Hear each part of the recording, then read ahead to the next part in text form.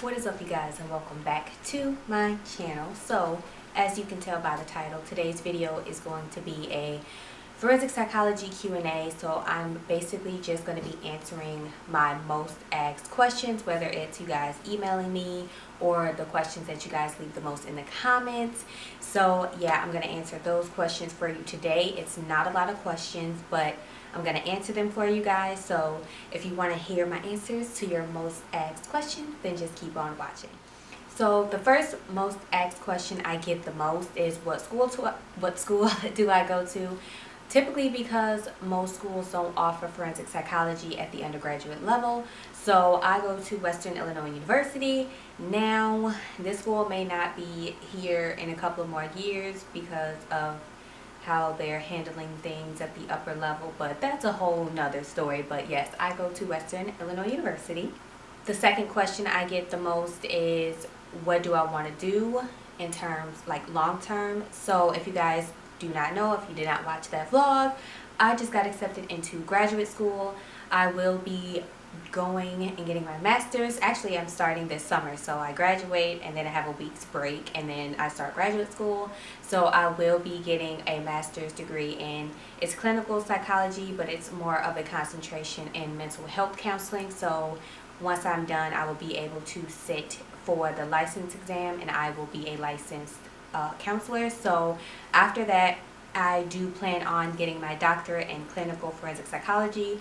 More specifically, I do plan on getting my PsyD, which leads me into the next question, which is PsyD versus PhD.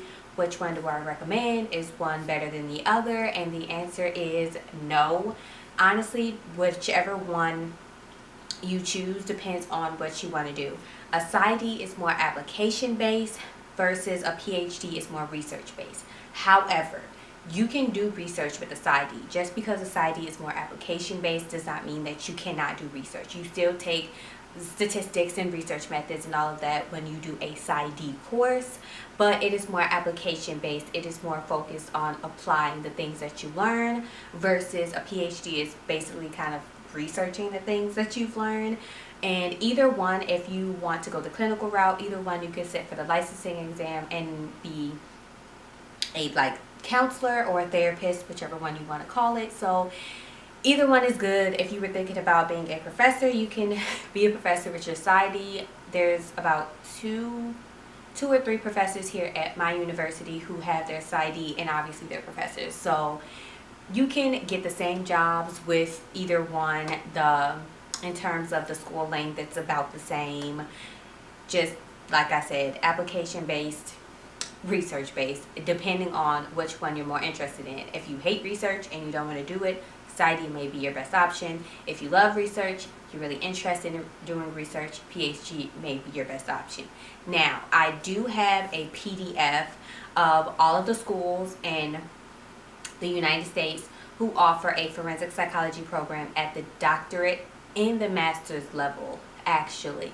However, I think for the doctorate programs, I haven't really looked at the master's programs too much, obviously, because I've already gotten accepted into a master's program. But I think all of the doctorate programs may be a clinical psychology program with the forensic psychology concentration. I'm not 100% sure. I know the PsyD programs are all clinical psychology programs. I haven't really looked into the PhD programs because I'm interested in getting my PsyD. I may throw a few PhD programs on my list of schools to apply to. I'm not sure yet, but yeah, so I have this big PDF of all the schools that offer that program. Like I said, I'm pretty sure they're all clinical psychology programs. I'm not 100% sure, but if you are interested in going that route, leave me a comment down below and I can email it to you. Unless any one of you guys know how I would be able to make it open to everyone so I don't have to individually email it to you guys, because it was sent to me, and like I said, it's a PDF document and it has graphs in it that'll tell you which school you want to go to, what the minimum GPA is, what you need on your GRE, if they have scholarships, grants, tuition assistantships and things like that, and look, a graph. So I wouldn't necessarily be able to copy and paste it into Google Docs and do it like that. So if you know how I can make it available to everyone without having to try to copy and paste it, then let me know. Otherwise, leave me your email down in the description box and I will email that PDF to you guys. It's like 84 pages. It has a bunch of information in it. So if you're interested in the forensic psychology field, more specifically like the clinical forensic psych field, then comment down below your email and I will shoot that over to you. I don't have Wi-Fi, so you guys are going to have to give me a day or two. Like, don't expect it within minutes, because listen, we don't have Wi-Fi over here, so I would only be able to email it to you guys when I'm on campus. But yeah, so there's that. So like I said, I do want to get my PsyD in clinical forensic psychology, and my plans with that, because I don't even think I finished answering that question, my plans with that is to eventually go and work for the court system and do psych evals and competency exams and determine if people are fit to stand trial, and even do some counseling on the side for those individuals who are not guilty by reason of insanity. So that's what my plan is, what I want to do when I finish all of my schooling. Another question, or well, kind of advice type of thing that I get the most is any tips for being in the forensic psychology field. And the biggest tip that I have is to go in with an open mind. You have to remember that you are going to be basically working with the worst of the worst of the worst of people, and a lot of the things that they're going to do are going to be things that are going to be disgusting and just flat out wrong, like pedophiles and rapists and murderers and people like that. But you have to go in with the open mind. You're not there to judge them, you're there to do your job. And if you feel like, the things that they do is going to be so severe that you cannot do your job, then maybe you need to pick a different profession. I'm not saying that these things are not wrong. I'm not saying that you cannot be upset by these things. What I'm saying is if you're doing a psych eval for someone who is a serial murderer and rapist, you cannot go into psych eval and be like, you know what, you're a disgusting asshole. You can't do that. So if you feel like these crimes are going to hinder you from doing your job professionally and properly, this is not the profession for you.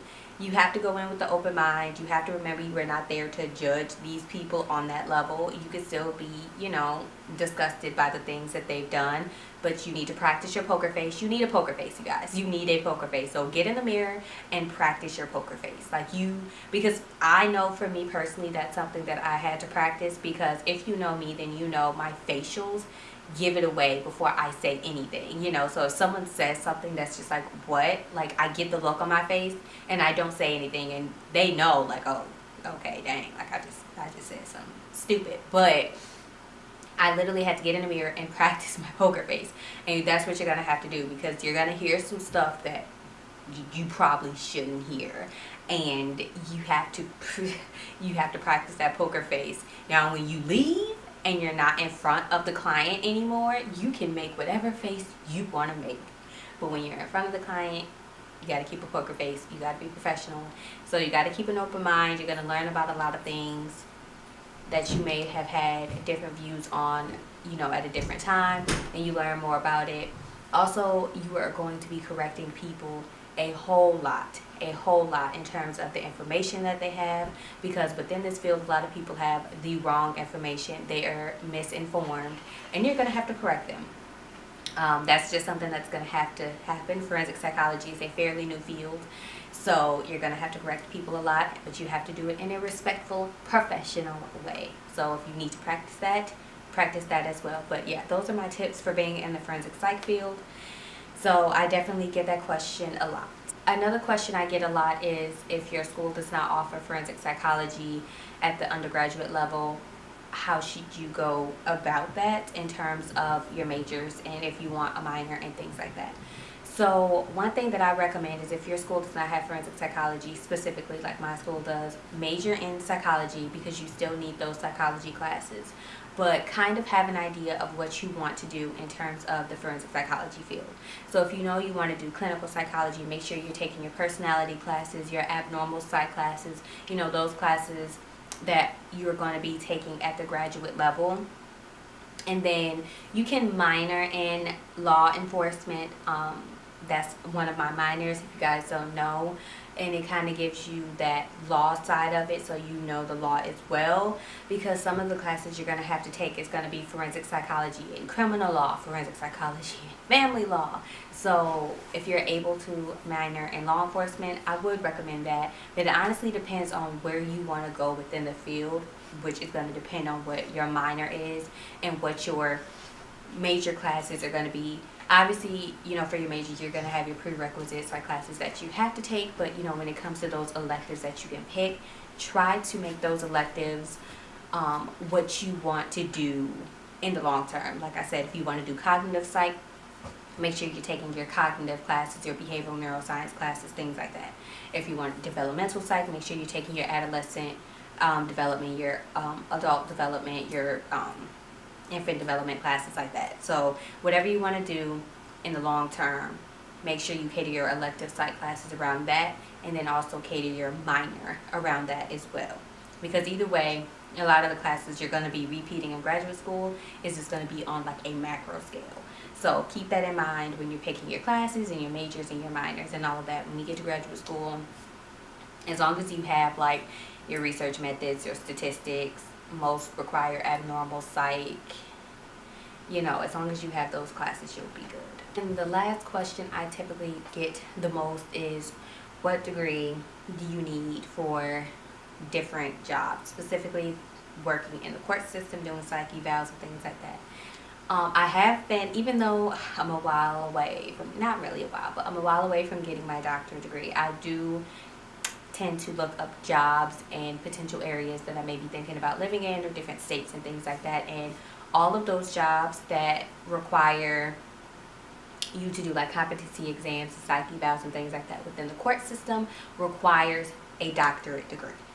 I've never seen one that did not require a doctorate degree. However, if you just wanted to be like a counselor or a therapist, you can get a master's degree, and as long as you sit for the exam, the licensing exam, the LPC exam, then you can practice as a counselor. Depending on your state, there's an LPC exam and there's an LCPC exam. An LPC is a licensed professional counselor, and then the LCPC is a licensed clinical professional counselor.